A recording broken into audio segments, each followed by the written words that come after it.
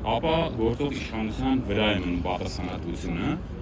այդ ադրբեջանցիների վերադարձի ապահովման եւ դրա ռիսկերի։ Դա միջազգային անկո որը Պարոն Դերմյան, ձեր կոնֆլիկտը, որ դուրս եկա կառավարությունից, նաեւ սրա հետ է կապված, խնդրեմ նաեւ դրան անդրադառնալ, թե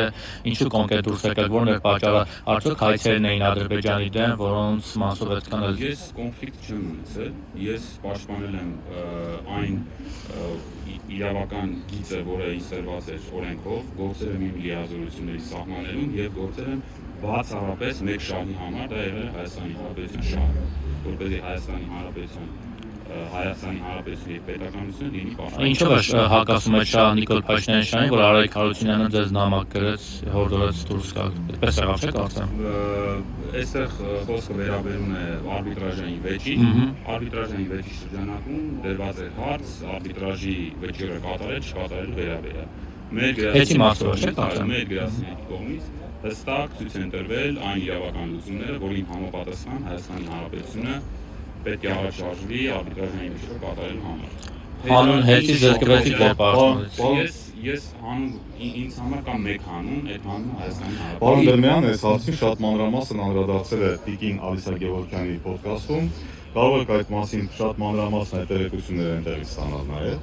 բայց պետք է հաշվի առնենք, որ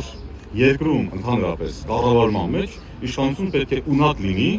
իրենից տարբերվող կարծիքներ լսել հենց իր ներսում, դա իրեն զարգացում է։ Եվ եթե ինչ-որտեղ որևէ իշխանություն հայտարարում է, որ գոյություն չունի իմ կարծիքից բացի որևէ այլ կարծիք եւ դա բացարձակ կարծիք է, այդ իշխանությունը գնում է դեպի բռնատիրության։ Այդ բռնատիրության տրամաբանությունը հենց գալիս է, վերում է հանգեցնում այնտեղ, որ պրոֆեսիոնալ մարդիկ, ովքեր ունեն սեփական կարծիք, պրոֆեսիոնալ մարդիկ չեն հանդուրժվում։ Նմանատիպ իրավիճակի հետևանք է նաև պարոն Դերմյանի իր պաշտոնավարությունը ինքը պատասխանել այդ մասով։ Մենք հասկանում ենք, բայց պարոն Դերմյան, իդեպ մի բան, ձեզ դժվար չէ հեսա։ Հիմա հետաքրքիր է, եթե դուք օրինակ չազատվեիք պաշտոնից, դուք այս նախընտրական շրջանում կշարունակեք պաշտոնավարել կառավարությունում, թե էլի կազատվեիք ինքնական եւ եթեներ ապաներ